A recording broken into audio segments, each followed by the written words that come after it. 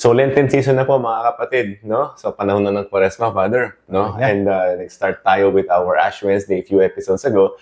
And this conversation, no, we're very excited because we're going to be talking about some of the practices that we Catholics do in order for us to really make our Lent meaningful, no? So, as alam nyo naman po, hindi, yung Lent, hindi lang yan nandyan dahil lang ginusto ng ating simbahan. Kundi meron tayong mga kailangan gawin para sa ating mga kaluluwa. Like, things that we need to unlearn, which is yung mga vices, and things that we should learn, which is yung mga virtues, no? And the Lenten season is designed to develop these virtues and get rid of those vices. Na? So, this will be our conversation, the disciplines of Lent. Okay? So, before anything else, no, Father, would you like to lead us in prayer muna? Sure. Let us be aware of God's abiding presence in our midst. In the name of the Father, and of the Son, and of the Holy Spirit. Amen. Amen. Let us pray. Grant, Almighty God, through the yearly observances of Holy Lent, that we may grow in understanding of the riches hidden in Christ, and by worthy conduct pursue their effects. Through our Lord Jesus Christ, your Son, who lives and reigns with you in the unity of the Holy Spirit, God, forever and ever. Amen. In the name of the Father, and of the Son, and of the Holy Spirit. Amen. Magandang araw po, mga kaibigan. Magandang araw po sa inyo lahat. Father, magandang araw. Magandang araw, bro. No, very busy yung natin yun, season natin. Yeah. Hindi lang sa parokya natin, especially sa inyo, personally din. Yes, oo. No? So, magandang araw po. No? So, we are here, again, as I mentioned at the beginning of our introduction, about the Lenten practices. No? And, but before that, again, no, kailangan nating acknowledge, actually, na-endorse na naman tayo Yes. by none other than our very own. Yes. No, listen to this message of our very own Archbishop Emeritus, our most reverend Paciano B. Aniceto DD. DD. So, pakinggan po natin si Apo Seto. My dear brothers and sisters in the Lord, I am respectfully inviting everyone to watch the Know the Faith Catholic series on Facebook and YouTube, hosted by Mr. Paulo Velasquez and Reverend Father Raven Garcia, the parish priest of our Lady of the Rosary, Malusak, in Sasmuan, Pampanga. Thank you and God bless you all. Maraming pong salamat, Apo Seto. Thank you po, Apo Seto. Yeah, nag-birthday siya kamakailan, no? Yes. A few days ago, nag-birthday siya. Last March 9. Opo, belated happy birthday po kay Apo Seto. Napakabait. And, Opo, thank you po sa endorsement video, Apo Seto. yeah, sana po makatulong din po sa buong Archdiocese din natin. Opo. And we're honored for you to endorse. Salamat po. Okay. Opo. Now, Thank you po. So right now, Father, we're gonna continue our conversation with Lent starting no Ash Wednesday. Di ba? So, isa po ito sa mga intense na season nating mga Katoliko, itong Quaresma, right? So we're gonna connect this, no, itong season na to in connection with the start, which is yung Ash Wednesday. Kasi itong Ash Wednesday, nag-start yung aking sakripisyo. Oo. No, yung pag-ayuno, Yes. fasting, Abstinence, of course. Oo, yun, no? And still that we give up. Almsgiving and prayer. Thanksgiving, yes. Which yun po yung magiging topic natin. So Ash Wednesday is literally the beginning of Lent. And it's a season dedicated for penance. No, medyo mahirapan ng konti, but for a good reason, right? So fasting, spiritual renewal, no, and if you notice the readings ng Wednesday, nakafocus yan sa tatlong pillars. Yung pillars na tinatawag natin to make sure na lalalim yung ating pananampalataya. Maging perfect tayo on our way to perfection, such as yung prayer, fasting, and then yung kawang gawa or yung tinatawag yung almsgiving. No? So essential po itong observance, no? Hindi lang po ito panglabas na observance, kundi ginagamit po natin yung panglabas na practices para magkaroon tayo ng internal or interior conversion. Yun yung number one priority niyan. Okay? So, no Ash Wednesday, mapapansin nyo, may mga key themes yan na connected ngayong conversation natin. So, Father, would you give them the background or the backbone, so to speak? Siguro, mag-quote tayo ng mga chapter and verses mula sa Bible, ano? Yung Joel chapter 2, verse 12 to 18, yung tinatawag na a call to true repentance. No? Sabi doon, return to me with all your heart, with fasting, with weeping, and with mourning. Rend your hearts, not your garments. So, conversion of heart. In Greek, we call it metanoia, metanoite. Repentance must be sincere, originating from an inner transformation rather than mere external action. So, ang tunay na pagsisisi daw ay dapat na nagmumula sa puso, hindi lamang sa panglabas na kilos. Kaya nga sa mga Greeks, yung metanoia, mahalaga yan eh. Kasi kung titignan mo, yung term is meta-nous. Nous is mind, no? But for the Jews, yes, yung change of mind is also change of heart. That's why metanoia, total change of heart, malaking pagbabago sa pagkatao mo. Yeah. Yung masama ay iniwasan mo at nagbago ka totally, nagpakabuti ka. That's the meaning of it. Yeah. And that's the true repentance, no? It's very beautiful. Yes. Kasi alam naman natin na isa rin sa mga key themes ng ating reading is yung compassion at saka mercy ng Panginoon. Lahat daw grasya, which means even our repentance, even the metanoia is coming from the Lord, no? So despite our sins, God is very generous and compassionate with us. So yung Lenten season natin, yung gift niya. Reason is that He's not gonna save us without us. So this is our chance to rectify our will papunta sa Kanya so that makapag bagong buhay, so to speak. Ito yung chance natin. Yeah. At naalala ko yung early church father natin, si Saint Cyprian of Carthage. Meron siyang sinabi rito Sabi niya, let us turn to the Lord with our whole heart and express our sorrow with true tears, not merely external displays. So noon pa man po, tinuturo na mga kaibigan ng ating unang simbahan na ang tunay na pagsisisi ay nagmumula sa puso at hindi lamang sa mga panlabas na ating nakikita. And isa rin sa mga tinuturo po ng readings, no, and yung mga sermon ng Ash Wednesday is the fact that we have to do our practices or discipline in a certain way. Which means, for example, like in Matthew chapter 6, no, sinasabi po doon na pag nag-aayuno ka, mag-ayos ka, huwag mo ipahalata. Tama. No, if you're almsgiving, don't let your left hand know what your right hand is doing, no?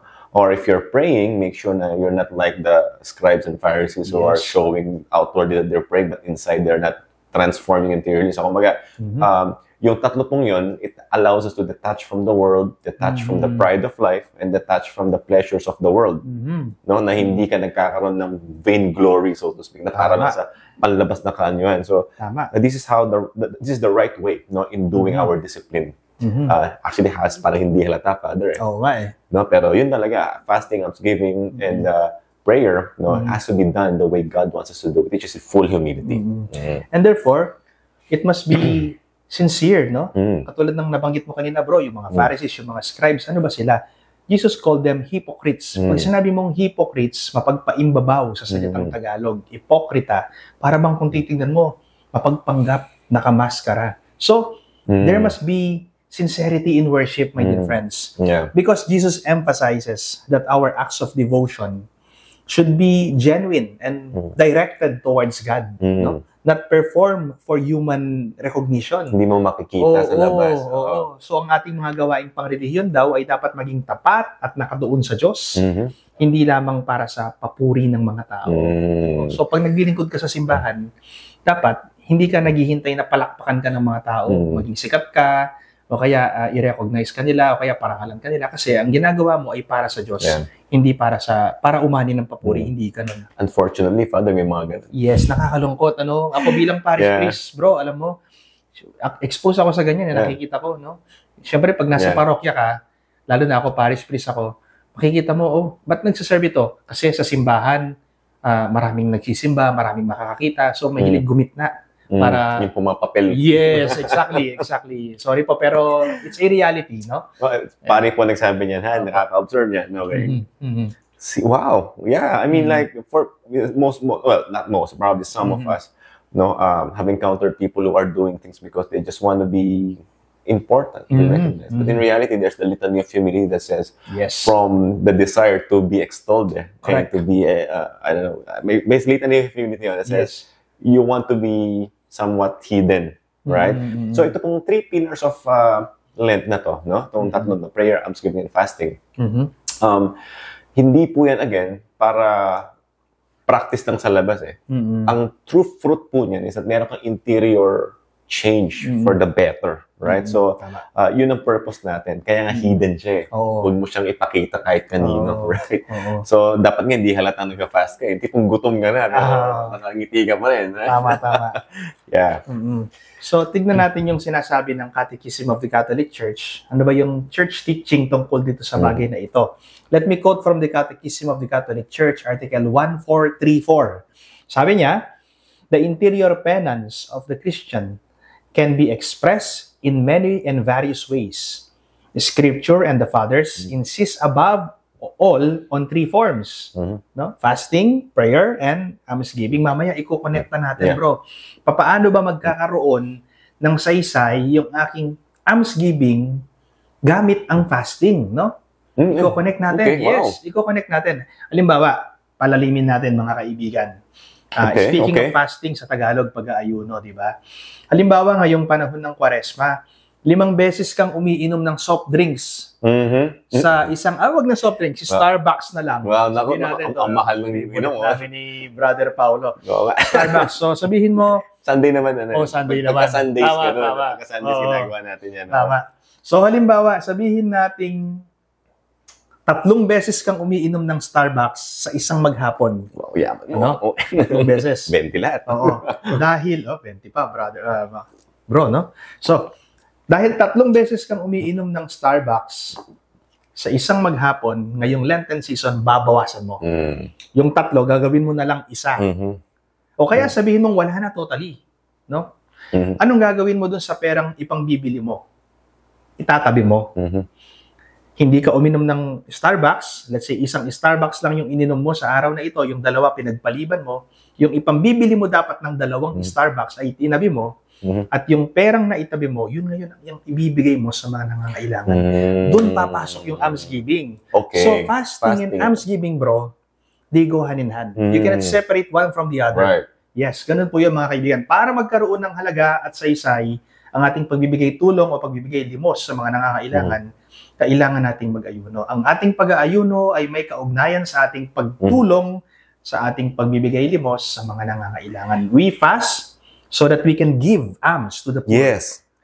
Yes. Diba? And, Father, meron akong nakitang, correct me if I'm wrong, meron akong narinig na saying ng saints noon. I think ito naman, yung fasting is related to prayer. Ang sabi kasi nila, I don't know how true it is, I experienced it's really true. Yeah. Ang tao daw na tamad magdasal, laging busog. Ang taong ayaw niyang magdasal, repel niya yung pagdasal. Ito yung taong laging nasasatisfy yung kanyang bodily desires. Correct. Busog sa pagkain. Tama ba? Oo, sa busog sa pagkain. Parang lethargic ka na kasi busog na busog ka, wala ka ng energy mag-meditate. Correct, correct. No? Kaya pala pinagfa-fast tayo, especially before Mass, so we can focus. I think even scientifically, pag medyo gutom ka, hindi ka man gutom na gutom. Pero kung nakaramdam ka ng gutom, mas alert ka eh. Tama. Mas marami kang energy to think. At alam mo bro, karagdagan yan sa sinasabi mong yan. Na-recall ko yung pinag-aralan namin sa theology, sa medieval church history, nung ako'y nasa theology pa sa seminaryo. Yung mga monks noong unang panahon, yung mga desert fathers, no? Ang kinakain lang nila dahon, gulay. Sabi ko, paano napubusog tong mga to? The more that they fast, the more they pray, no? They pray well. Habang sila ay nag-aayuno, lalong lumalalim yung kanilang buhay panalangin. And I remember, prayer is the food of soul, and fasting is the soul of prayer. Tandaan po ninyo, mga kaibigan, ha? Prayer is the food of soul, ang panalangin, ang pagkain ng ating kaluluwa, and fasting is the soul of our prayer. Soul of prayer. Yes. Grabe, ilang minuto pa lang tayo nag-start, Father. Maganda na itong ano natin. Kaya dami nga po. natin na. This is really good. No? And syempre, no, we are literally going through Lent because we want to achieve something. And to view this correctly, so paano na yung, ano yung tono, kumbaga, how do you set the tone for your Lent, right? So kumbaga, paano mo titingnan? Ito yung mga different perspectives or point of meditation on how you look at Lent. Kasi akala ng iba, Father, pag Lent, pakusa na naman. Lalo kapag minor ka, like, natatay ko, nanay ko, nirequire na naman kami ganito. But that's not how it works, no? Even if you're a teenager, for example, like it or not, nakumpilang ka na bago ka pa maging teenager, mga ganun, common, pero may kasalanan ka na. May kasalanan na tayo. So, the first tone na tinatawag, yung perspective is a call to repentance. No? So, Lent or Ash Wednesday pa lang, tinatawag na tayo no, to kumbaga, yung it invites us to introspectively, no, turn back to the Lord and acknowledge that our shortcomings, that's aside from it deserves punishment, pwede nating i-rectify ito through this, no? So, seeking His forgiveness. So, ang Quaresma may paanyaya po yan, invitation yan, no, to return to the Lord, pagbalik loob sa Diyos, and kung ano may pagkukulang natin, chance to repair, and grow closer, no, to our Creator. Tama. So, a season of prayer. So, Lenten season is a season of prayer, a season of fasting and almsgiving. So, these disciplines are tools to detach from worldly distractions and refocus our lives on spiritual matters. So, ang mga gawain ito ay nagsisilbing paraan upang humiwalay sa mga makamundong abala at ituon muli ang ating buhay sa mga spiritual na bagay. So, speaking of makamundo, Father, meron tayong interior at exterior activities going on, right? So, normally, since human beings were made of material, body, physical, which is what we see, and the soul, which is we don't see, right? So, ang ginagamit ng simbahan yung ating external activities, yung external faculty, external creation, no? To make our soul holy, kumbaga, right? Kasi nga, mapapansin natin, even in real life, no? The more na magulo yung kwarto mo, magulo rin yung loob mo eh. Kaya sa seminaryo, tama. Di ba? Kaya sa seminaryo, laging chinecheck ng mga superiors natin, yung cabinet mo, ganito. Malinis ba yung kwarto mo? Malinis ba? Minimalist dapat yan. Yung mga di mo kailangan, di-dispose mo na, pinamimigay mo na. Kasi nga, yung idea na is that kapag yung external mo magulo, yung interior mo magulo din. Yun ang reflection ng interior mo. So, what Lent does is that we are trying to control the external so we can fix the interior. Yun. Tama. Yeah. Buti na lang malinis yung kwarto ko sa Oo, seminaryo. kahit yung kwarto mo din sa iba-ibang lugar. Yes, dito sa Lagmak, halimbawa. Magpunta kayo sa area ni Father Raven. Ako. Ayaw mo na umalis. Totoo yun. Ang malinis na kwarto ay malinis na kalooban. Yeah, that's true. That's true. Yeah. Okay, so, mga kaibigan, ito rin po ay isang paghahanda para sa muling pagkabuhay ng Panginoon or preparation for Easter. The purpose of Lent is to prepare us for the joy of Christ's resurrection by purifying our hearts and minds. No? So ang Kwaresma po pala ay isang klase ng paghahanda para sa muling pagkabuhay ng ating Panginoong Hesukristo, kaya tayo ay tinatawag sa pagsisisi at pagbabago ng ating buhay. So tatandaan po natin so Lenten season which begins from Ash Wednesday, no, it's a call for us to really repent and through these three pillars, prayer, almsgiving, and fasting, no? So it's designed to make sure that we are in check with who we are in relationship to the Lord, the things that we didn't do, that we should do, the things that we did and we're not supposed to do. We're trying to correct all these things. So at the end of the day, yung interior yung nagka-fuel ng exterior acts natin. So when we purify the interior, then we become holy as well, exteriorly. So, yun yung relevance niya. Okay? Oo. At mahalagang maunawaan dito, bro, no? Na ang tunay na pagsasanay na ito ay hindi lamang isang tradisyon, mga kaibigan, kundi may malalim na espiritual na kahulugan. Itinuturo po ng ating simbahan sa pamamagitan ng katekismo at ng mga early church fathers na ang ating pagsisisi ay dapat na may kasamang taus-pusong pagbabago. Walang kabuluhan ng pagsisisi mo kung hindi ka naman nagbabagong buhay.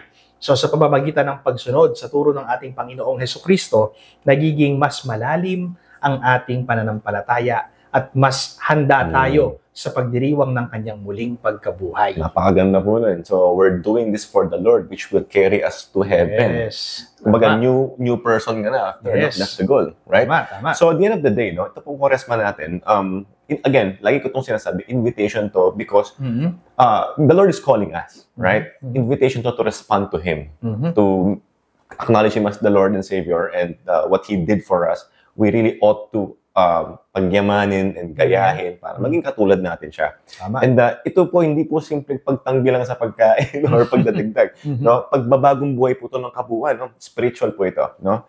So, again, even the saints, they'd rather lose the physical. Correct. That's why there are martyrs who are willing to lose their lives. Correct. Because the spiritual or the soul is much more important. And we're doing this Lent to rectify the body so the soul will be perfect. Okay? So, yun yung ating connection sa Ash Wednesday, yung ating hindi mo nga may hihiwalay, Father, ganun yun eh. No? Diba? So ngayon, we're gonna go deep now with our three pillars of Lent. Ito yung, actually, Father, itong tatlong pillars na to, sinasabi na three pillars of Lent, pero in reality, these are the three pillars of our spiritual lives. Eh. Correct. Kahit hindi Lenten season. Yeah. Pwede natin gawin tong tatlong bagay nito, mga kaibigan. Yeah. Even I would like to comment and shout out kay Father Winston Cabading. No, he gave me this book. Anong book yan, bro? Sabi mo nga sa mga viewers natin.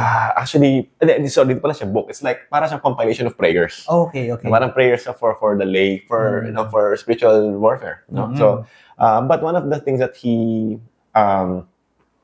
Baga napag-usapan namin before, was yung merong weekly fasting. Pero hindi yung matinding fasting. Like, simple things like, alam mo naman, even if legit change, sabi mo kanina, kung nagkakape ka ng dalawa, gawin mo muna isa. Kaya, instead na magkotse ka, maglakad ka lang muna. Yung mga ganong klaseng mortifications ang tawag. Tama. These are fasting as well. These are designed talaga to make sure that the body is in check. But since it's Lenten season, we will be delving deep into why this is very important to our souls, no? So, Lent is a sacred time in the church, as we mentioned. Ginugunitayan. Even right now, we are praying for the Pope because yung Lent niya maaga because of his disease, no? And lasting 40 days, mirroring the sacrifice of Jesus Christ for the 40 days before he started his ministry. So, it's a sacred 40 days, no? To prepare us for his passion, death, and resurrection, and us becoming like him. Yun. And we know, my dear friends, that Quaresma, yung diniscuss natin, ibig sabihin 40, 40, no? The number 40 is biblically significant, no? As it recalls the following, sabi niya. Una, the 40 days of Jesus' fasting in the desert before his public ministry. Yan po yung gospel natin noong first Sunday of Lent, di ba? The temptation of Jesus when he fasted in the wilderness for 40 days and 40 nights. Second is the 40 years of Israel's journey in the wilderness. We can find that in the book of Numbers, chapter 14, verse 33 to 34. And then, the 40 days of repentance preached by Jonah to Nineveh. We can find that in the book of Jonah, chapter 3, verse 4 to 5. So, ang Quaresma ay isang mahalagang panahon ng pagsisisi at spiritual na paghahanda para sa Pasko ng muling pagkabuhay. Sa pamamagitan ng panalangin, pag-aayuno, at pagkakawang gawa, dagdagan natin, abstinensya. Tayo po ay tumutugon sa tawag ng Panginoong Jesucristo na lumago tayo sa ating pananampalataya at pagmamahal. So, sa madaling sabi po, ito po yung ating way, no? Convert back. Lagi ko itong sabi lagi natin binabanggit ito. And our Lord Jesus Christ himself specifically said, this is what you do. You have to pray without ceasing nga. Yes, diba? Correct. Then you have to fast. Kasi there are demons that cannot be ma-expel without fasting. Correct. Right? And syempre, yung yung almsgiving natin, kailangan mo talagang tumulong. Whatever you did to the least of my brothers, diba? You did to me. So, it's something that that Jesus Christ expects all of his disciples to carry out. No? And ano mga effects ito? And hindi naman ipe-prescribe ng Diyos yan kundi makakabuti sa atin. So there are three things that the Lord is expecting of us. No? Number one is syempre yung strengthen our relationship with God. That's one. And then we strengthen our relationship with our neighbor. Okay? And most importantly, yung ating pagpupurified ng intention sa ibang tao. And syempre, sa mga sarili natin. Because mayroong tinatawag, Father, na hindi naman greed yun parang holy selfishness na gusto mong masave. Oo, tama. Okay lang naman yun, right? So, unahin mo sarili mo munang masanctify. Pwede yun.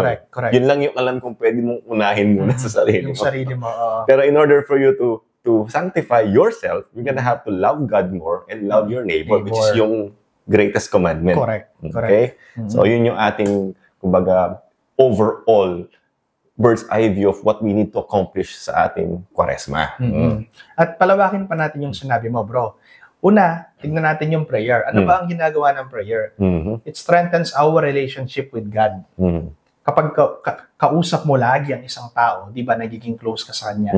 Pag lagi mo siyang kakwentuhan, lumalalim yung pagkakaibigan, ganyan din sa Panginoon. Right. Kapag lagi ka nagdarasal, lagi kang nakikipag-usap sa Panginoon, nakikipagkwentuhan sa Panginoon, lumalalim yung relasyon mo sa Diyos. So it strengthens our relationship with God. And we can find that we can have some biblical foundations of it, no? Yung sinasabi nga, pray without ceasing, na sinasabi sa 1 Thessalonians chapter 5 verse 17. And sabi nga sa Gospel ni Matthew chapter 6 verse 6, when you pray, go into your inner room, close the door, and pray to your heavenly Father in secret. So, my dear friends, prayer is the foundation of our spiritual life. Para magkaroon ka ng malalim na buhay spiritual, ang unang dapat mong gawin ay magkaroon ka ng prayer life. No? During Lent, we are encouraged to deepen our prayer life by increasing our communication with God through various forms of prayer, such as personal prayer, no? Speaking to God from the heart, expressing our thoughts, struggles, and thanksgiving. You know, in the seminary, di ba meron tayong yung silent moment natin sa seminaryo na meditation, nasa harap ka lang ng Blessed Sacrament, nakaupo ka lang. Wala kang dapat sabihin, di ba bro, no? As long as nandun ka sa harap ng Blessed Sacrament, nakatingin ka lang sa Panginoon, alam na niya kung ano yung laman ng isip mo at puso mo. And that's already a prayer, my dear friends, no? Being with Jesus in silence, no? That's already a prayer. Dasal na yon, no? So, personal prayer ang tawag natin doon. And of course, in the seminary, we have liturgical prayer. Mga ano natin, practices natin doon. Yes. Yung participating in the Mass, liturgy of the hours, yung breviary, natin, morning prayer, midday prayer, evening prayer, night prayer, communal prayers yung tawag natin dyan. At syempre, yung ating devotion, yung Holy Rosary. Very important. And during Lenten season, yung ating Stations of the Cross. And meron tayong tinatawag na meditative and contemplative prayer. Reflecting on sacred scriptures. Kukuha ka ng Bible, tapos babasahin mo yon, no? Kukuha ka ng isang chapter or verse doon. Yung tinatawag ba nating Lectio Divina, no? Silent adoration. Yes. Of course, Rosary is also a kind of meditative prayer. Hindi lang po siya dasal na inuusal natin sa ating bibig. Hindi lang siya dasal na minememorize, we keep on repeating it. But of course, Rosary is also a meditative prayer wherein we meditate on what happened on that specific mystery. Now, we join Jesus, we join the Blessed Virgin Mary dun sa kanilang journey, dun sa mystery na yon. So, hindi lang siya more on verbal prayer, no?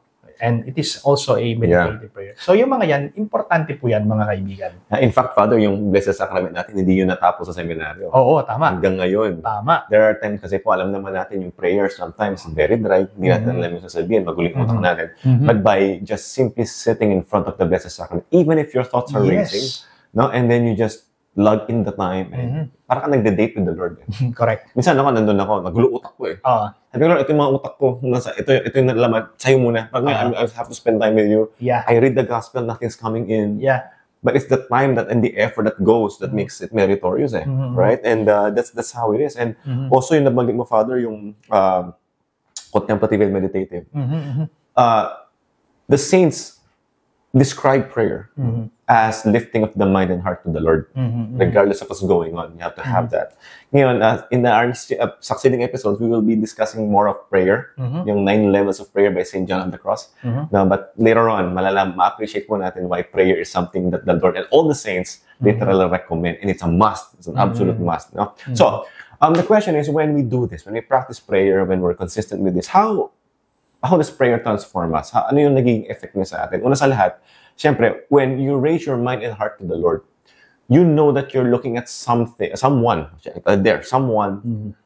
who's infinitely greater than you. No? And wala kang magagawa kung wala siya. God sustains us into existence. Okay? So, madalas, Father, napansin natin, no, yung mga feeling natin marami ng mga yaman sa mundo na feeling na hindi nila kailangan ng Panginoon. Madalas, yung mga hindi sila nagdarasal, wala rin silang kapayapaan sa buhay. Correct. And God is peace. Correct. Right? Correct. So, when there's no peace, then that means you're not depending on God solely in your life. And when you pray, you'll understand, hey, hindi ko kontrolado yung future and I need the Lord, no, to manage my life. And you know, prayer increases our trust in God's will, my dear friends, no? We learn to surrender our fears and worries to God kapag nagdarasal tayo. So, natututo tayong ipagkatiwala natin sa Diyos yung buhay natin. At hindi lang yung buhay natin, yung lahat-lahat sa paligid natin. Ganyan ka-importante ang dasal. So, prayer also unites us with the Lord Jesus Christ, no? So, si Jesus Christ yung ating head, tayo yung body, no? And then, nabanggit din natin na yun yung structure talaga na gusto ni God the Father. So, by meditating on the passion and death of our Lord Jesus Christ, makaka-relate tayo na pinagdaanan niya, yung pinagdadaanan natin. So, relate na relate. And nagiging consolation natin, kumbaga, yung kanyang buhay because nauna siyang nabuhay, dinaanan niya na yun, and through prayer and lifting our minds and hearts to Him, we feel that we understand and His love for us because ginawa niya na. And sinanctify niya yung bawat step na yun. And of course, prayer strengthens our faith by making us aware of God's presence. Kapag nagdarasal ka, aware ka na ang presensya ng Diyos, God is omnipresent, di ba? Omnipotence, omniscient, omnipresent. So alam mo ang Panginoon nasa kahit nasaan nandun siya, no? We can be aware of God's presence. Sa pamamagitan po ng panalangin, ay nagbibigay sa atin ng lakas ng loob upang harapin natin ang anumang pagsubok sa buhay. Dahil alam natin na kasama natin ang Diyos. Yeah. And syempre, it leads us to true repentance. Kung mapapansin niyo po, ito, driver tayo, among. Oo. Pagka nagda-drive po tayo, na yung araw nasa likod, hindi natin nakikita yung dumi ng windshield. Correct. But when we look at the Lord, and which the Lord is purity, humility, pure light, right? So, when we're driving, facing the sun, no, or yung light, nakikita natin yung dumi ng windshield. So, ganun din yung prayer. No? Pinaparealize natin kung gano'n talaga tayo makasalanan by purifying our souls. And therefore, also the grace of humility being given to us, binibigyan na tayo ng strength ng Panginoon. Linisin mo yung windshield mo. No? Let's live in purity. Yan. And of course, prayers makes us more like Christ by forming us into people of love and forgiveness. No? Ang panalangin ay tumutulong po sa atin upang mas maging mapagpatawad tayo, maging mahabagin tayo, na maging katulad tayo ng ating Panginoong Kristo. Yeah. So, may sinasabi yung Catechism of the Catholic Church dito, no? Yung church teaching natin, Article 2565. Ano ba yung sinasabi? No? Prayer is the living relationship of the children of God with their Father, who is good beyond measure. And of course, sabi nga ni Saint Augustine, yung ating early church father, sabi niya, whether we realize it or not, prayer is the encounter of God's thirst with ours. Naku, napakaganda. Kaya nga, yun pala yun. Kaya pala, Father, may nagsabi rin na same time, I just forgot who yun. Sabi niya, pagka daw napadasal ka na, your prayer is literally a response to God's call. Correct. He's calling you to commune with Him through prayer, right? Encounter of God's thirst with ours, no? So, tama, sabi nga ni St. Augustine, our hearts will not rest until they rest in Thee. So, we're thirsty for the Lord, but we don't know that He's actually thirsty for us. And this season of Lent, especially yung ating prayer, gives us that opportunity to satisfy that thirst. No? And kung wala pong prayer, no, yung ating pong panalangin, yung ating pananampalataya ng walang panalangin, sobrang mahina. And anamdaman natin din po ng pinakamataas na uri ng panalangin is yung banal na Eucharistia, no, yung ating Holy Mass. So, pinapalakas po tayo nito. So, there are people who are asking me, Pa, what's your tip? I want to strengthen my spiritual life. Of course, we cannot recommend heavy reading agad-agad. So, yung isa nga sinabi ko sa kanya, bro, ganito lang. Sabi ko, una, mag-visit ka lang muna sa Blessed Sacrament. Right? 5 minutes lang. Spend time with them. Kahit anong nasa isip mo, basta nandun ka. And then try to go to Mass every day. Kung Catholic ka naman. 30 minutes lang naman yung morning tsaka afternoon Mass. Oo naman. Minsan wala namang pong choir, kaya mabilis. So we have the time. No? So that's the best practice. Eucharist talaga. Okay. So prayer, Father, deepens our relationship with the Lord. Oo. Okay? And nabanggit natin that the second is deepening our relationship with our neighbor and to ourselves. But right now, let's talk about fasting as it relates to deepening our relationship with ourselves naman. Yes. Okay, panalit ng fasting. So, tignan natin siguro yung biblical foundations of fasting, mga kaibigan, na ang ginagawa nating pag-aayuno ay hindi lang invento nating mga Katoliko, kundi meron tayong pinag-uugatan, may pinagmulan siya na nagmula sa Biblia, no? Moses fasted for 40 days. We can find that in the book of Exodus chapter 34 verse 28, no? So he fasted for 40 days before receiving the 10 commandments, no? Elijah fasted for 40 days before encountering God on Mount Horeb. We can find that in 1 Kings, no, chapter 19 verse 8. And of course, recently we heard the gospel during the first Sunday of Lent, no? Jesus fasted for 40 days before starting his mission, Matthew chapter 4 verse 2. So there are other biblical foundations, no? Sinasabi rin ng Matthew chapter 4 verse 4 that man shall not live by bread alone but from every word that proceeds from the mouth of God. So ang tao daw ay hindi lamang nabubuhay sa kinakain nating tinapay araw-araw, kundi nabubuhay tayo sa pamamagitan ng salita na nagmumula sa bibig ng Diyos. So ito pa, sinabi ni Matthew chapter 6 verse 16 to 18, sabi niya, when you fast, do not look gloomy like the hypocrites. Huwag niyong gayahin yung mga hipokrita. Your Father who sees what is hidden will repay you. Pakitang tao. Yes. Huwag tayo maging pakitang tao. Dapat yung pagpa-fasting natin, taos sa puso natin dahil nakikita tayo ng ating amang nasa langit na hindi natin nakikita. So, if napapansin nyo po, no, by the way, kung kayo ay nahihirapan sa tukso, alam natin to, Father, paano nasisira ang relationship ng bawat tao, mag-asawa, magkakaibigan, kapag natukso ka ng gawin yung, tinukso ka ng demonyo, pero hindi pa naman kasalanan yun eh. Hindi pa. O, tinukso ka, pero nahirapan kang labanan yun. No? So, ginawa mo yung masama, nasira yung relationship nyo. Yun yung number one priority ng demonyo. Correct. No, to di ba, pag-iwalay kayo, whatever. And if you feel like you're struggling with temptations, fasting is actually self-denial, denying even the legit things so that you can gain control. No, makontrol mo yung will mo. Correct. No? So, masabi yung no sa temptation, no, hindi ka na mahirapan. Kumaga, the more you practice self-denial, the more you practice saying no, even to the good stuff, right? Then you can literally also control or strengthen your will against temptation. Yung gospel natin sa first Sunday of Lent, Father, di ba? Yeah, actually that was my homily, yung binanggit ko kanina. Talaga? That was my homily. Naalala ko lang. Sunday of Lent. That was yung gospel natin. Wala namang masama sa tinapay.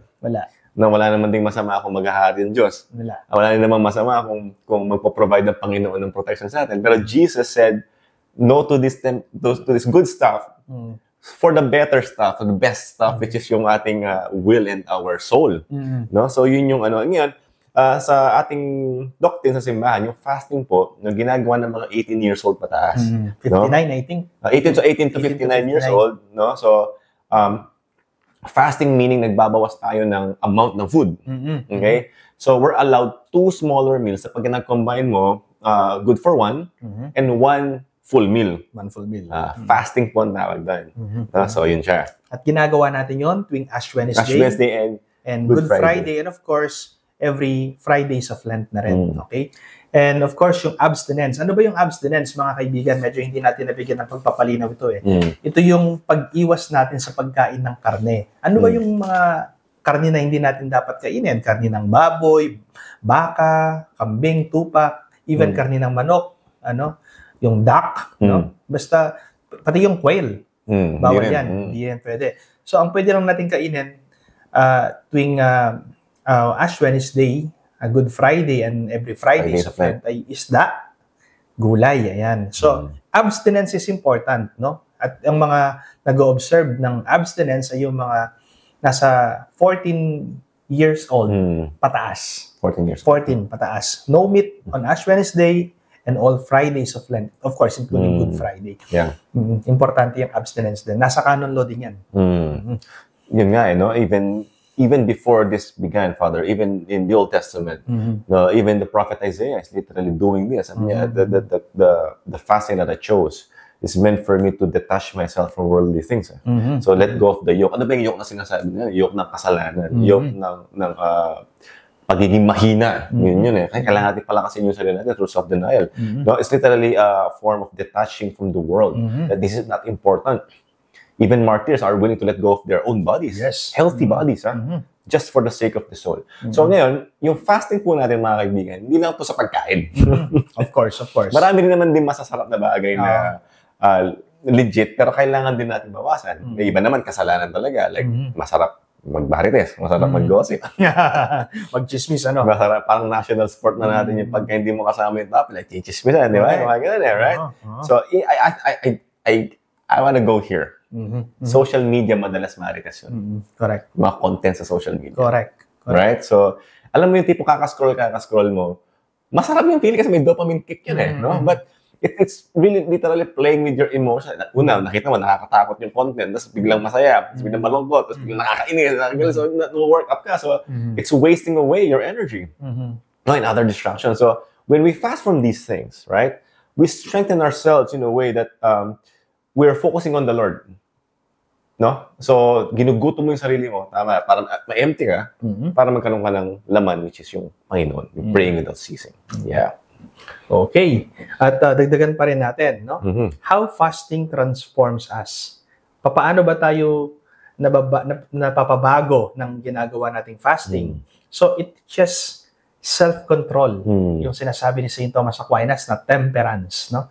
Self-control. Saying the best yan. Yes, si St. Thomas. And it is a virtue, according to St. Thomas Aquinas. Why?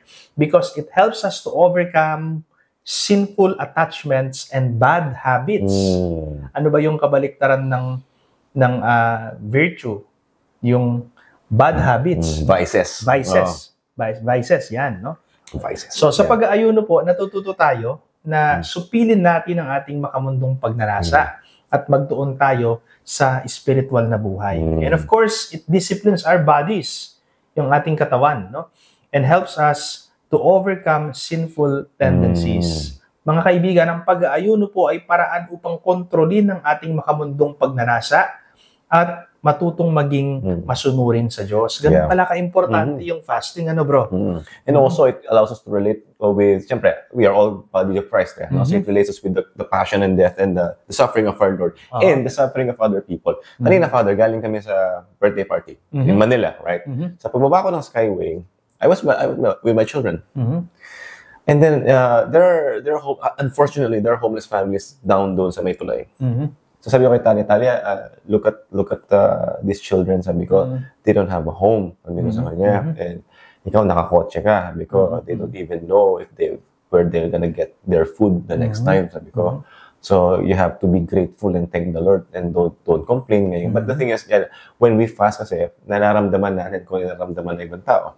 And so it transforms us to be generous. Kasi nga, alam mo pinagdadaanan mo yung gutom, yung aside from sa gutom, di mo alam kung saan mo kukunin yung susunod mong kakainin. Yun ang mahirap Tama. Para magkaroon ka ng pera to get your food, you're gonna humiliate yourself and beg from other people. Correct. That's something that, very unfortunate, but it's happening. But again, fasting allows us to feel for our neighbors as well. Yun. And syempre, the fact that fasting purifies our souls because when yung binanggit mo, Father, with regards to binamasa mo yung Starbucks, yung pambili, binigay mo sa iba. Sa nangangailangan. Yung mga, pagka meron kang ginawa kasi nang wala kang in-expect na kapalit. No, ginagawa mo yun because that's what God commands. No? Do these things for me sa mga hindi nakakaganti sa'yo ng mabuti din. So, pure yung intention kasi ang Diyos ang intention. So it purifies the soul, so to speak. So that was fasting. Very beautiful effect of fasting. Tama. So, fasting also increases our spiritual hunger for God. No? Kapag binabawasan natin ang ating material na pagkain, mas hinahanap natin yung pagkain spiritual mula sa Diyos. At ano po ba yung pagkain spiritual na tinutukoy dito na mula sa Diyos? Tulad nga ng sinasabi ng Ebanghelyo sa ating unang linggo ng Kwaresma, man shall not live by bread alone, but from every word that comes out from the mouth of God. Ito yung salita ng Diyos na naririnig natin sa Ebanghelyo, sa Humilya ng Pari, at nababasa natin sa Biblia. No? Ito yung paraan na kung saan nagdarasal tayo. Ito yung paraan na kung saan nagsisimba tayo. Tayo ay pinapakain natin ng ating kaluluwa. Ito yung spiritual na pagkain na tinutukoy na mula sa Diyos. No? And tignan natin, of course, yung church teaching dito, yung sinasabi ng Catechism of the Catholic Church tungkol sa fasting. Oo. So magko-quote tayo sa CCC, Article 1438. No? Sinasabi, fasting, prayer, and almsgiving express conversion in relation to oneself, to God, and to others. And sabi po ng CCC Article 1434, sabi niya, the interior penance of the Christian can be expressed in many ways, especially fasting, prayer, and almsgiving. And I remember Saint Basil the Great, the early church father, sabi niya, fasting gives birth to prophets and strengthens the strong. Aba, malakas ka na, pinalalakas ka pa. No? So, therefore, fasting is the support of the soul. Natanda mo yung sinabi ko kanina, bro. Soul of prayer is the food of soul and fasting is the soul of prayer. No? Wow. And of course, hindi natin pwedeng kalimutan yung sinasabi ng batas ng ating simbahan, yung Canon Law, Article 1251. 1251. Anong sabi doon?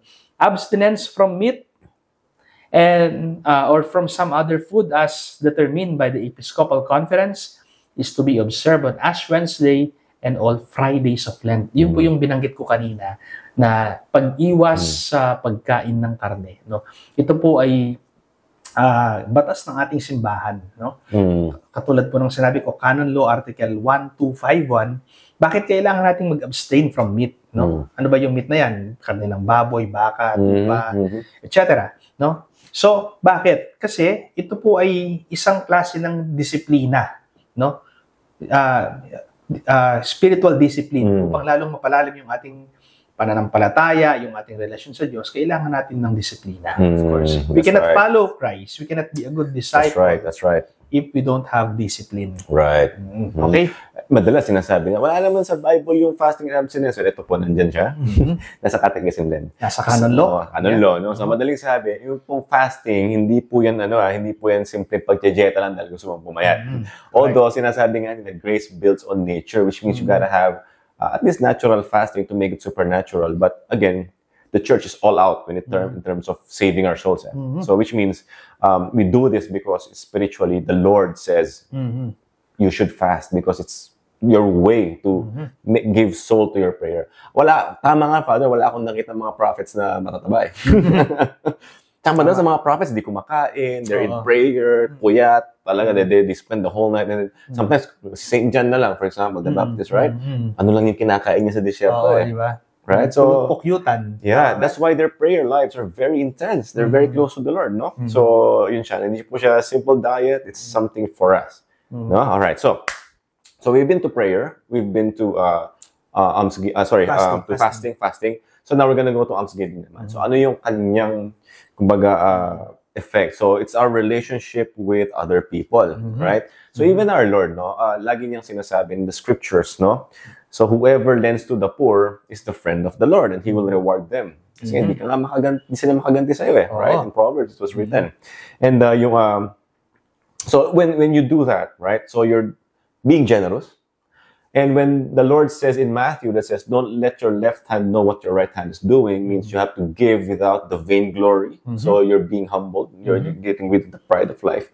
No? And syempre, yung detachment from the world, which is your reward, is not coming from the world. Kasi minsan, bigay ka ng bigay, hindi ka na-appreciate eh. Pero what hindi natin alam, when we give kasi, ito yung sinasabi ng Panginoon na you store treasures in heaven. So everything you give, nang walang kapalit sa mundong to, dine-deposit mo sa langit. Correct. Tama? So yun yung kumbaga effect. Pero hindi palang effect in ourselves yun, naman. Of course. Right? So, para bang nagbabangko ka sa langit. Nag-iipon ka ng kayamanan. Right. I remember yung episode natin sa sa mga patay nun eh. Kasi ang alam ko, pagka may ginawa kang action and you did all the stuff for the plenary indulgence. Say, almsgiving yun sa mga patay eh. Yung plenary indulgence, you obtain it for them. Buy one, take one talaga daw yun. Meron ka ding indulgence for yourself. So, meron ka generous yung ating simbahan. So, tingnan pa po natin yung other biblical foundations of almsgiving, mga kaibigan. We can find in the book of Tobit, chapter 12, verse 8 to 9, sabi, prayer is good when accompanied by fasting, almsgiving, and righteousness. So, yung dasal natin, di ba? Connect na natin. Yung dasal natin, nagkakaroon pa ng mas malalim na kahulugan kapag sinasamahan daw ng pag-aayuno at ng pag-abstinensya. No? Almsgiving saves from death and purges all sin. Aba, pag nagbibigay pala tayo sa mga nangangailangan, Nakakabayad ka. Oo, nakakabayad ka sa iyong kasalanan. Naalala ko tuloy si St. Thomas Aquinas, sinabi niya yan, no? And in the Acts of the Apostles, chapter 10, verse 2 to 4, it says, Cornelius, a Roman centurion, was rewarded by God because of his prayers and almsgiving. No? So, my dear friends, almsgiving is the practice of charity and generosity towards those in need. It is not only about money, but also about giving your time, your talent, and compassion. Hindi lang pera. So, ang pagbigay ng tulong sa kapwa-tao ay hindi lang more on pera. O, may problema yung kaibigan mo. Mabigat yung problema niya. O, mayaman naman yung kaibigan mo na yon. Eh, ibigyan mo ng oras, maupo ka sa tabi niya, pakinggan mo siya. That's already an act of mercy. No? Hindi naman porke may pera ka, wala ka ng problema. Yes, correct. Mas mabibigat yung problema ng mga may pera. Mga mayayaman. No?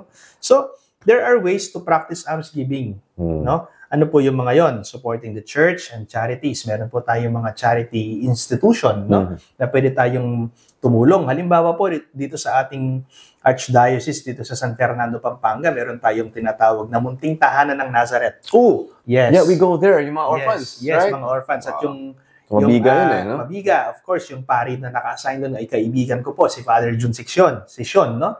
Si Father Jun. So, yan. Alam mo, tumutulong na sila, tinutulungan sila, may mga donors ang munting tahanan ng Nazareth.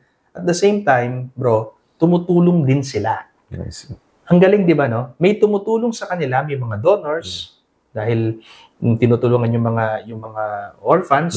And at the same time, tumutulong din sila. You know, si Father Jun, he's a good friend of mine, kapatid na pare. Binibigyan niya ako ng 2 sako ng bigas sa parokya ko sa Santo Rosario, Malusac, monthly. Galing doon. Galing sa munting tahanan. Thank you, Father Jun. Special mention. Yeah. And of course, to practice almsgiving, we need to help the poor and the sick. Yeah. Spiritual director ako sa mga seminarista sa St. Camillus Seminary, College Seminary sa Marikina, no? At yung apostolate ng mga Camillians ay alagaan, arugain yung mga may sakit, no? So yun po ay pagkakawang gawa, yung charism nila, no? And of course, volunteering time to assist others in different ways, in general. No? Kapag nag-offer ka ng oras mo o ng tulong mo sa taong nangangailangan, simple lang, no, bro? Halimbawa, nag-driver tayo, no? Nakita mo sa daan, nasiraan ng sasakyan, naka-stop. Tumabi ka. Ano bang maitutulong ko? Pwede mong pahiramin ng gamit, pwede kang tumawag ng rescue, di ba? So, yung pong mga bagay na yan, mga kaibigan, almsgiving, pagkakawang gawa yan, no? Na pwede nating gawin, hindi lang po ngayong panahon ng Kwaresma, kundi araw-araw. Yeah. Anything we have doesn't have to be money. No? So, how do we get transformed with this practice of almsgiving? How does it transform us? So, first and foremost po, syempre, nabagay ni Father Raven about yung virtue of generosity. Generosity is a virtue, Father. Ibig sabihin, it's a habit that we practice. Ngayon, when the blessings of the Lord is, the blessings, they're just with you, hindi sila nag-flow, miserable yung buhay, Father. Kasi hindi ka na mabibigyan ng iba pag puno na yung lalagyan mo. Hindi na yan, mabubulok lang yan eh. Mapapansin natin, yung mga taong hindi mapagbigay, hindi yan masaya. Hindi yan fulfilled sa buhay. No? And it allows us to practice the virtue of generosity. We become less attached to those things that are in the world. No? And syempre, sabi mo nga, yung homily mo nung kasal ko, ang taong nagmamahal, handang mamatay sa ngalan ng pag-ibig. Yes. And when we say dying kasi, it's letting go of something that you love. Yes. Right? Hindi lang yung physical na mamamatay ka na mawawalan ka ng hininga. Hindi lang yun. No? When you give away something that's attached to you, you die. And that's how it works. Yes. So, yun. And again, as I mentioned din kanina, it purifies our intention because when you give, right, nagkakaroon niya ng effect sa treasures mo sa langit. No? So, nagkakaroon ka ng deposit na yun yung aanihin mo pa din naman. No? So, magbigay tayo ng walang hintay na kapalit. Yun yung na-expect sa atin ng Panginoon. Kasi na-receive natin ng walang bayad and free generously from the Lord. We also give what we can. And in addition, it purifies our hearts by detaching us from greed. No? So, nadidetach tayo sa pagiging greed. Ang pagbibigay sa kapwa ay nagpapaalala na ang tunay na yaman ay hindi material, kundi spiritual. And it fulfills Christ's command to love our neighbor. By giving to others, no, when we give to others, it is giving to Christ. Yeah. Diba? Kapag nagbigay ka sa mga nangangailangan, lalo na sa mga mahirap, si Kristo, ang Panginoon, ang binigyan mo. Kapag tayo tumutulong sa mahirap, tayo rin ay tumutulong kay Kristo mismo. Yeah, which means we're literally reflecting the Lord. We're becoming like Jesus. When we give, just like sabi nga doon sa natin, di ba, yung ating past episodes that the Lord Jesus did not, God the Father did not withhold anything. All out talaga siya. No? So when we give, especially when we get hurt, we are literally reflecting how yung being ng Panginoon, being generous, na-reflect natin siya. And at the end of the day, we're being prepared for heaven. Because this life, however short it is, whether you're 80 years old or 90 or probably you're gonna die very soon, hindi natin alam eh. But you're gonna be measured by what you gave for the good of the church and for other people. Correct.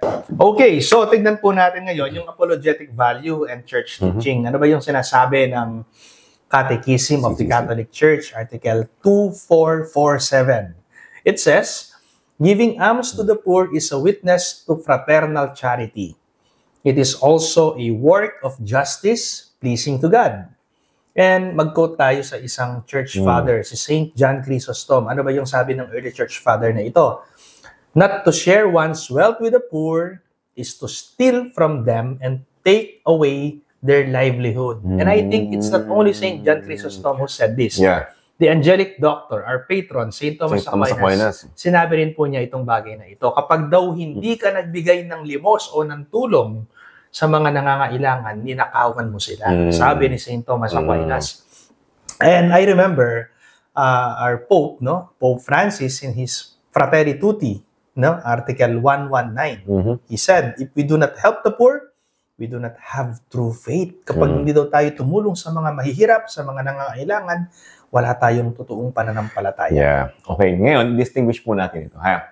Kasi, akala nila, Father, yung poor is kung sino-sino lang yung papasok sa hindi ganun yun. Tama. Meron po tayong tinatawag na order of charity. Yes. Ibig sabihin, merong hierarchy yung mga tutulungan mo. So, for example, ako, tatay ako, maraming poor people also that are in need of financial stuff. But, guess what? Yung mga anak ko po, poor din sila. Kasi they cannot fend for themselves So which means, ang unang-una kong isa-secure talaga muna is yung pamilya ko.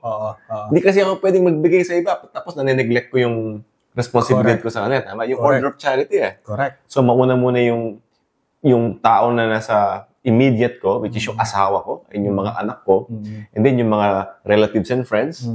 Tsaka pa lang po yung mga, parang may degree yan so to speak. No? So, for example, may lumapit sa inyo, talagang walang-wala ka, tapos di mo kilala, pero nakalaan yung pera sa anak mo, hindi mo maibigay doon sa namamalimos or whatnot. Huwag po kayong mag-guilty. Kasi nakalaan yung perang yun para doon sa anak mo na kailangan din yung pera. Nangangailangan din. Poor things, hindi niya kaya. Ako, capable ako to provide, but siya hindi. Dahil bata pa. So, poor din yung mga anak natin in the beginning. You get my point? So, yun yung distinction.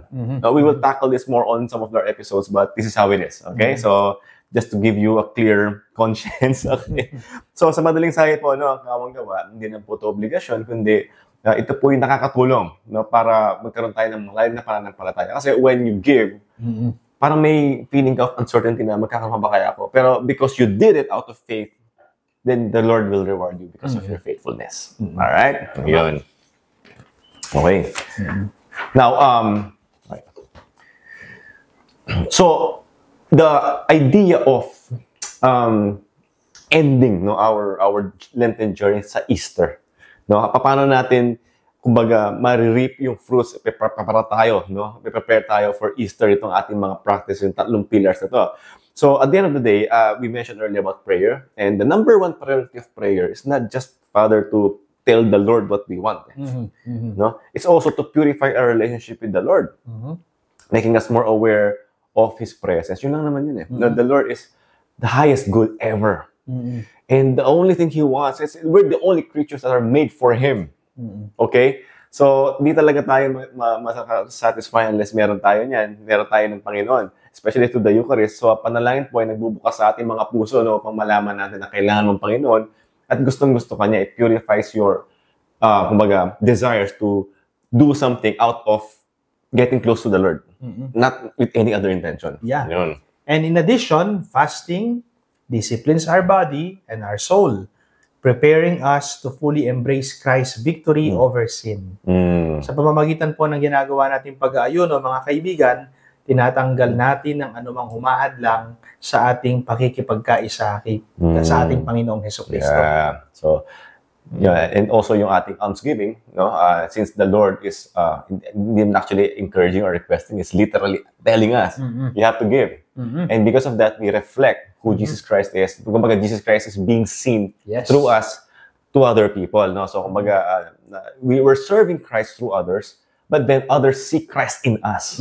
So, umiikot. Tama. Yung sanctification at saka yung Holy Spirit. Yan. Okay? Yeah. So, mga kaibigan, ang tatlong disiplina na makikita natin ngayong Kwaresma ay hindi lamang mga tradisyon, kundi daan tungo sa tunay na pagbabagong loob. Sa pamamagitan po ng panalangin, pag-aayuno at pagkakawanggawa, tayo po ay mas nagiging katulad ng ating Panginoong Hesukristo. Handang tanggapin ang kanyang muling pagkabuhay at ipamuhay ito sa ating pang-araw-araw na buhay. Yeah. So tandaan po natin ito po ang tatlong to, these three, prayer, fasting, and almsgiving, nakadesign po ito para palalimin yung ating relasyon sa Panginoon, relasyon sa ating sarili, at relasyon sa ibang tao. So ito po yung guaranteed way, no, for us to be with the Lord Jesus Christ. Regardless of how long we will live here on earth, this is the exact practice. Not even Lent, not just Lent, but every day in our lives. No? So this is what we need to, hanggang sa magkaroon po tayo ng total transformation that will reflect through Easter, or tinatawag natin muling pagkabuhay ng ating Panginoon. Magre-resurrect tayo with Him. New wine in new skin, new wine skin. Okay? And ibang tao talaga. No? Yun ang objective ng Lent. Para magkaroon tayo ng total transformation. Okay. So now, let's discuss the spiritual meaning of Lent today. Today. Ano ba yung spiritual meaning ng Kwaresma ngayon, no? So, modern times na. Yeah. So beyond just giving something up, no? So, Lent is often misunderstood as merely a time for giving up chocolate, social media, or other Lent, no? Or other comforts, or other comforts, no?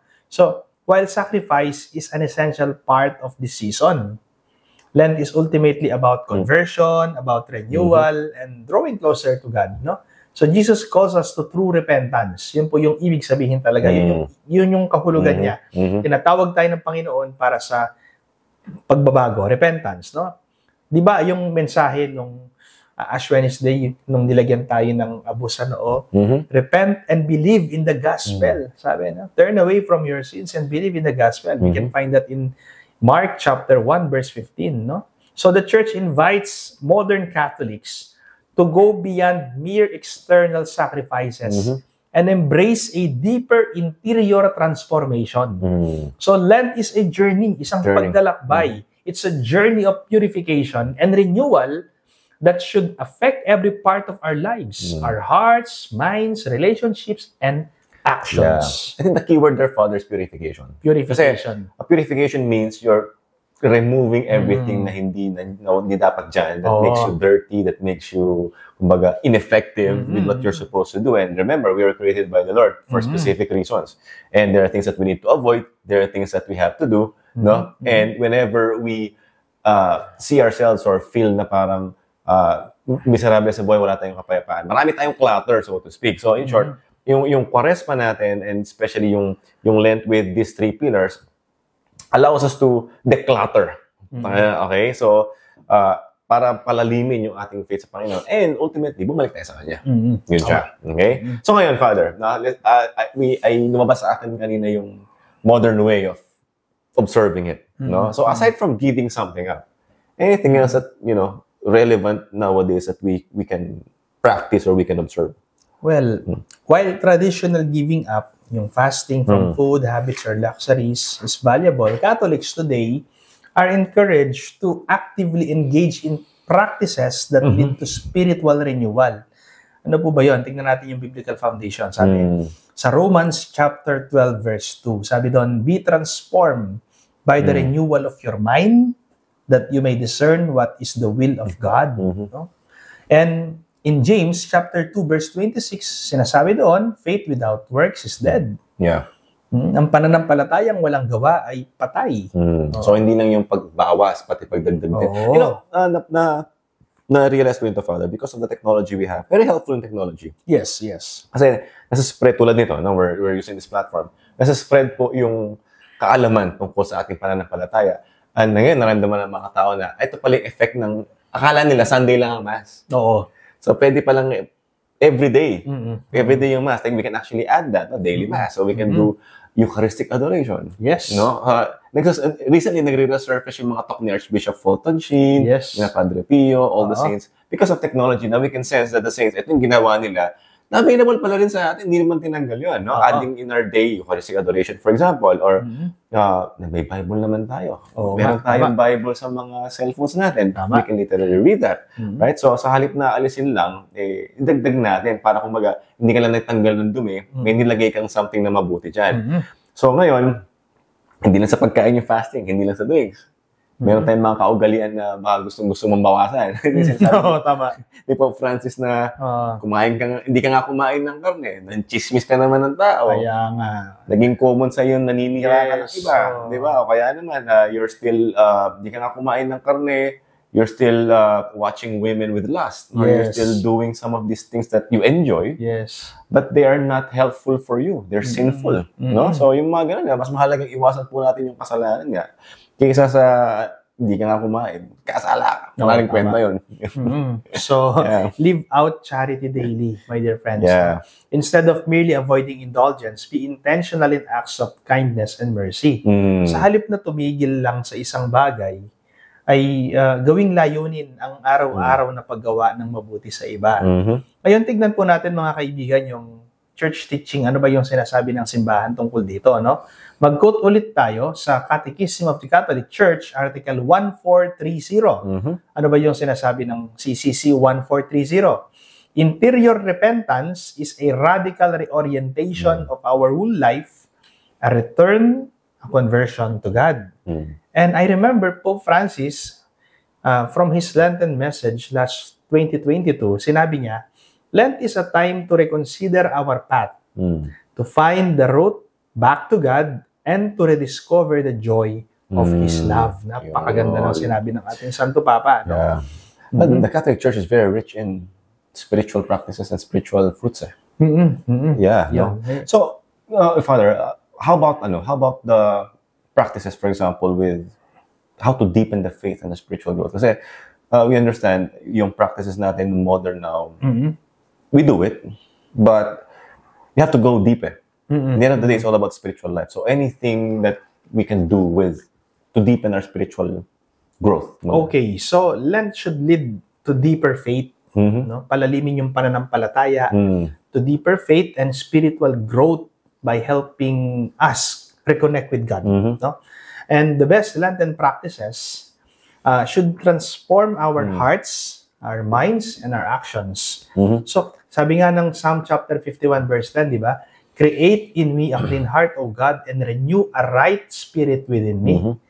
So, makikita natin yung mga spiritual practices for personal growth. Halimbawa, yung daily scripture reflection, no? Nagbabasa ka ng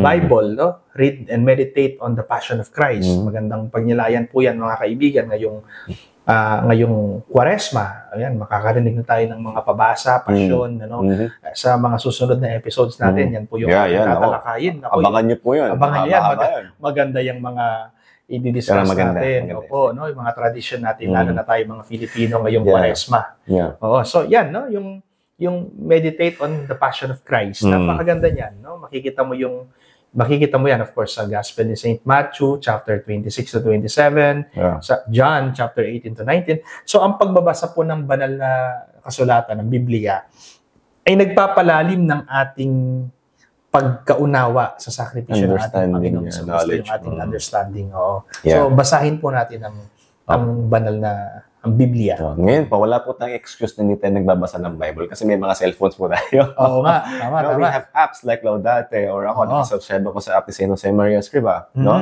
Hallow app, I think they're advertising that. No? It's a Catholic app. You can download these things. No? And in fact, Father, hindi mo na kailangang alamin pa hindi ko na kailangan magbukas ng Bible para hanapin pa. Kasi one click lang, makikita mo yung reading for the day for the Mass. So, wala tayong excuse, no? Instead na mag-scroll ka sa TikTok or Facebook, magbasa po tayo ng Bible ngayong Lenten season, ngayong Quaresma. Let's make this tool very useful for our spiritual growth, no? So, also, again, hindi nawawala dyan yung participation natin sa Holy Eucharist. Again, sinabi natin kanina yan, no? And confession. Kasi kung mapapansin niyo po, after the sacrament of initiation, minsan ka lang makakasal. Minsan ka lang ma-ordain. Kung malalanya ka man, di naman regular. Right? After ng baptism, confirm, tapos na. There are only 2 sacraments that you can avail repeatedly. Daily, you have your Holy Eucharist and your confession. Ako, I do it every week. No? And you can do it kasi twice a month yata kayo or once a month. Depende, right? Yes. Kasi make sure it's actually regular. No? So, hindi po siya like, hindi lang siya devotion. It's a must for us because we need to clean, we need to purify, right? This is how the Lord wants us to conduct our faith. And again, hindi rin tayo pinabayaan sa acts of mercy ng Panginoon, spiritual and corporal works of mercy, right? So, again, umiikot pa rin siya sa generosity, almsgiving, fasting, prayer, because you cannot do these things without the help of the Lord. So, engage, go out, no, and make sure you are reaching out to those who are in need. Yun. And in addition, yung tinatawag po nating silence and solitude. Importante po yan, ano? Kasi masyado nang maingay yung mundo, yung kapaligiran. Ano pong ibig sabihin itong silence and solitude na ito? Disconnect from distractions. Ano ba yung mga bagay na nakakaabala, nakakaistorbo sa iyo sa pananampalataya mo? Ano ba yung mga bagay na nakakaistorbo sa paglapit mo sa Diyos? Halimbawa, ngayong Lenten season, bawasan mo muna yung panonood mo ng TV. Diba? Bawasan mo muna yung social media mo. No? Naalala ko yung professor ko, bro, si Father Winston. Nung kami seminarista pa lang, sasabihin niya kami, wala muna akong Facebook ngayong Lenten season. No? Diba? Naalala ko? He's out of, May 40 messenger, days. pero wala siyang Facebook. May messenger siya, pero wala siyang Facebook right. for 40 days during Lenten season, no? So isa pong bagay ito, tinatanggal yung social media, yung Facebook, etc. para tayo ay makapag-focus mismo sa tunay na mahalaga. At yun ay walang iba kundi yung ating pananampalataya. Kasi pag nagdarasal tayo, tapos puno ka ng social media sa utak, ayaw mag-concentrate sa meditation. Yes, tama. Yeah. So disconnect from these distractions. To focus more on God, no? So ang katahimikan, mga kaibigan, ay nagbibigay daan sa atin upang marinig natin ang tinig ng Diyos sa ating puso. Ngayon tignan natin, bro, yung church teaching, no? Ano ba yung sinasabi ng simbahan tungkol dito? So tignan natin yung sinasabi ng Catechism of the Catholic Church, Article 1438. Sabi niya, the seasons and days of penance in the course of the liturgical year are intense moments of the Church's penitential practice. And, of course, Pope St. John Paul II, in his Novo Millennio Inuente, sabi niya, Article 39, sabi niya, we must rediscover the practice of listening to God's Word in silence and in prayer. Napakaganda nun. I think si St. John Paul is, actually, nabanggit niya ata din sa documentary nung isang araw. He's literal, mystic siya eh. He literally spends hours in prayer in front of the tabernacle, and then that's where he gets his wisdom from the Lord. No? Very, very purified talaga yung kanyang being to receive. And rightfully so, because he's the vicar of Christ. Tama. No? And we ought to have these things. Okay, now, ngayon, Father, may parokya ka, nagsisimba yung mga natin. No? Anything that you advise or encourage for the families, no? On the parishes, how do they observe Lent together? No? Ano yung mararecommend mo sa kanilang posible? Okay. So Lent is not just an individual journey, my dear friends, no? It is also a time for family and community renewal, no?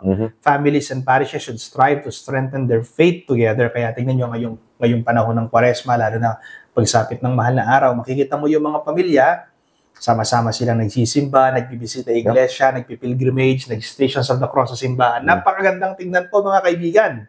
Diba? And paano mo masasabing biblical itong ginagawa ng mga Katoliko na ito na bilang isang pamilya, sama-samang nagdadasal, nagbibisita iglesia, nagsisimba, etc. Sabi nga po, diba, sa Book of Joshua, chapter 24, verse 15, as for me and my house, we will serve the Lord. So yan po yung mga family-based Lenten practices natin. May mga natin. pamilyang mayroon silang specific devotion, may panata pag mahal na araw. Ano? Right? So ngayon, ako naman magtatanong sa iyo, bro. Okay, ako naman magtatanong sa iyo. Since ako, pare, ikaw naman ay padre de pamilya. Ano naman ngayon ang ginagawa mong practices sa bahay at sa family mo ngayong Lent? Okay, well, itong Lent po namin kasi, continuation to Father ng ginagawa namin before Lent. Kasi nga, yung foundation yun eh. Okay, ganito. So, sa amin, actually, witness yung parokya namin dito. Every 5:30 in the afternoon, we go to Mass every day. Yes. Nakakatawa kasi yung mga lolo-lola doon, mga tito-tita, binibigyan ng mga cookies yung mga bata. So, we go to Mass every day, and we receive the Holy Eucharist. What's really amazing is my children, si Andrew, for example, at 2 years old, genuflect na. Wow. Alam niya na yung consecration. Wow. There was a time tinuturo niya yung altar. Let's pray. Good. At 2 years old. So these are the things. So frequenting the sacraments, and then every evening, we pray before matulog. And we see to it, we see the basic vocal prayers for them. And kung anong thankful sila sa araw na yun. In front of the crucifix, yung in-exercise mong candles and din. Yeah. And then, before they sleep, nagkakaroon tayo ng sign of the cross. Bine-bless ko sila using the Virgin oil. And I will allow them to blow the candle for fun after the prayer. The blessed candle. Blessed candle. So, parang happy birthday sa kanila. They're children, right? That's what they look forward to. No? So, we're practicing prayer. We're practicing. Eto pa pala, Father. Sila yung tagahulog nung pera dun sa collection pag misa. Oh, wow. Good. So, we're practicing also you have to give as well. Yeah. No? So, yung po yung aming practice bilang pamilya sa family. No? So, very tremendous effect. We're at peace. No? And we're literally having this harmony in the family. Hindi ko naman sabi wala kayong problema. Pero even if may problema, payapa, mas importante yung relationship namin sa loob kesa sa anong masasabi ng ibang tao. So, ito yung practices. No? 30 minutes lang yung misa. Oo nga di ba? Kayang-kaya yun. No? Napakagandang tignan. Bro? At yung mga bata, lumalaki sila sa simbahan, namumulat sila sa kabanalan. Wala naman ako ibang ibibigay, kundi yun lang. Of course. Yan po education. Ito po ang modelo ng pagiging isang tunay na tatay. By the way po, hindi po galing ito sa sariling lakas na kayo mag-asawa. Grasya po ito ng Panginoon. We're literally praying every single day to the Lord to provide us with the grace to make us holy. We have to beg for it. And the Lord is generous. So lahat po ito galing sa Panginoon. At to the mediatics of our grace, walang iba kundi ang ating nanay, si Mama Mary. Si Mama Mary. We honor and we acknowledge the grace dispensed by our Blessed Mother. So all to Mama Mary. Yes. And in addition siguro bro, no?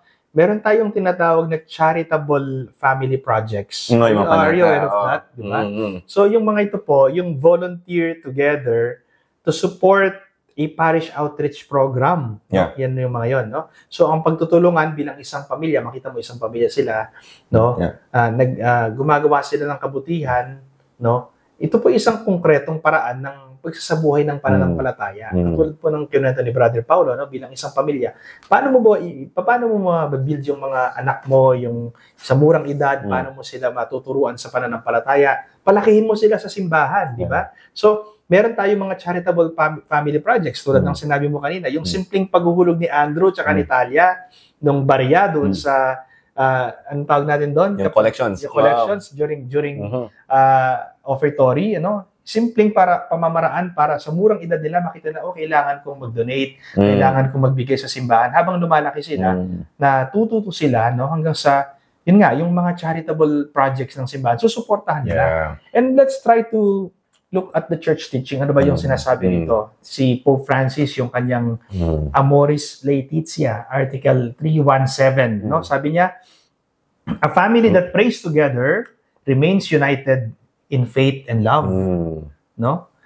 Ulitin ko po mga kaibigan, no? Lalo na po sa mga pamilyang na nanonood at nakikinig sa aming episode na ito. A family that prays together remains united in faith and love.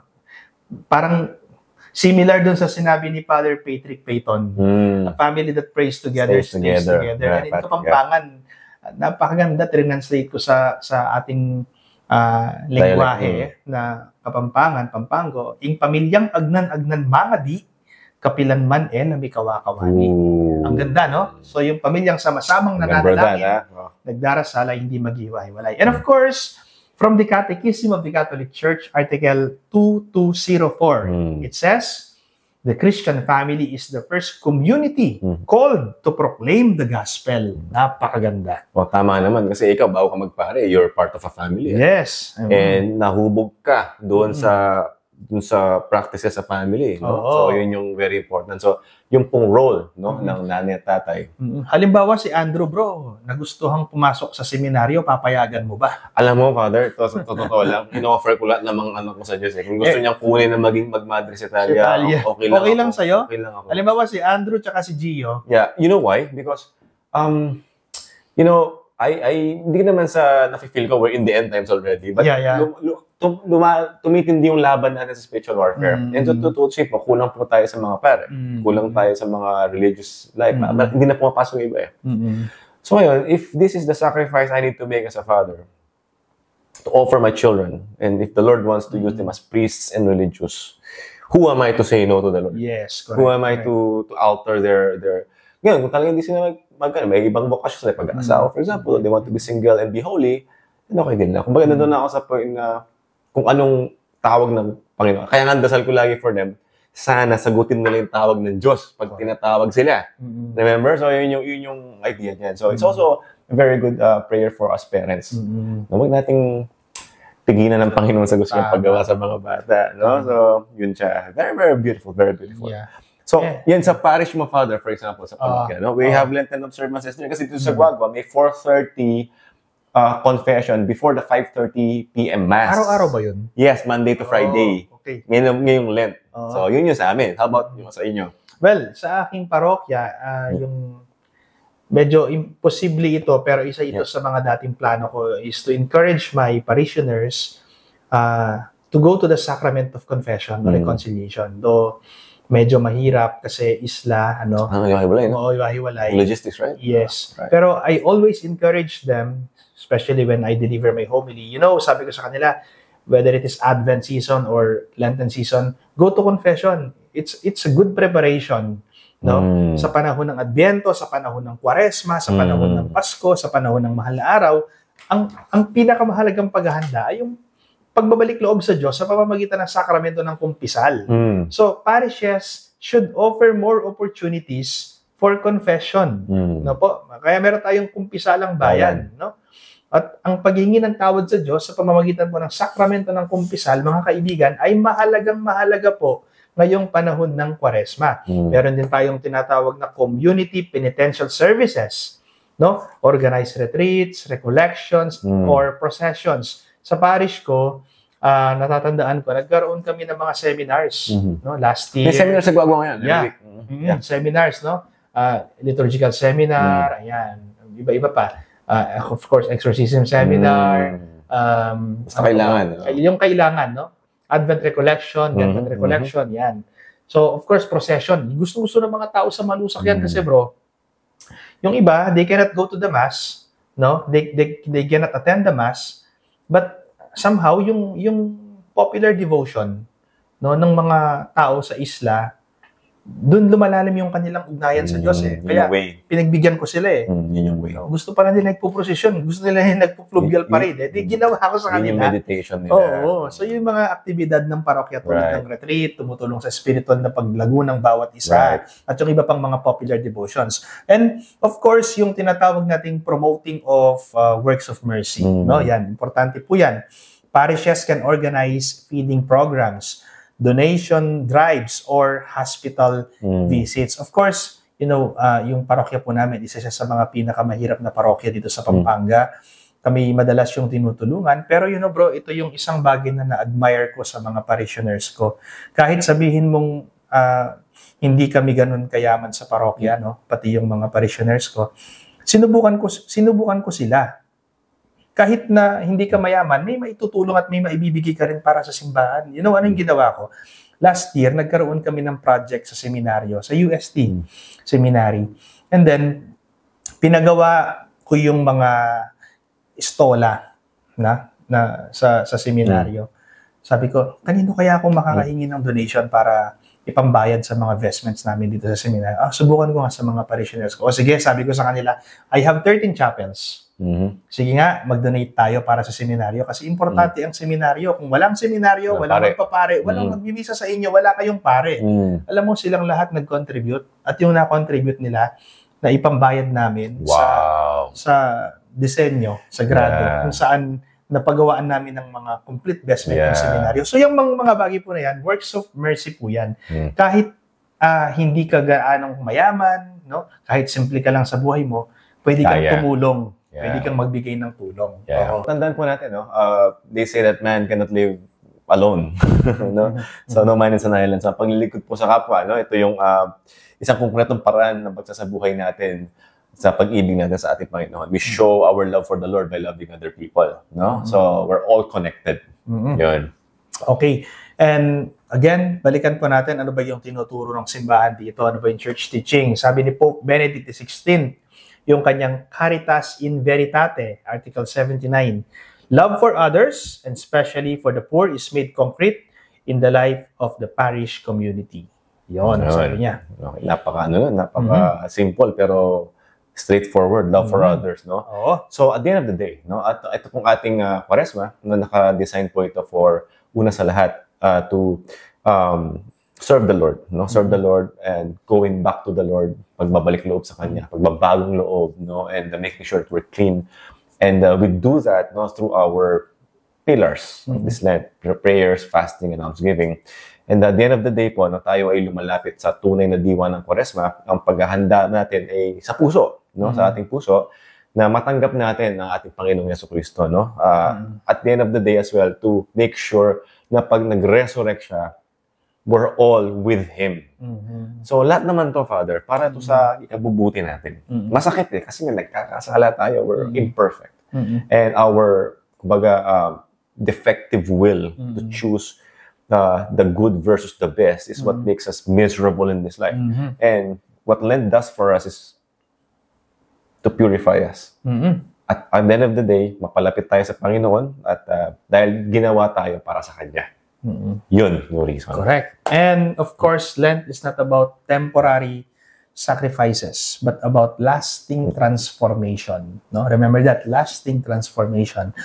By engaging in meaningful prayer, fasting, and almsgiving, we allow God to renew our hearts, strengthen our faith, and prepare us for the glory of Easter. Remember those three things, my dear friends, no?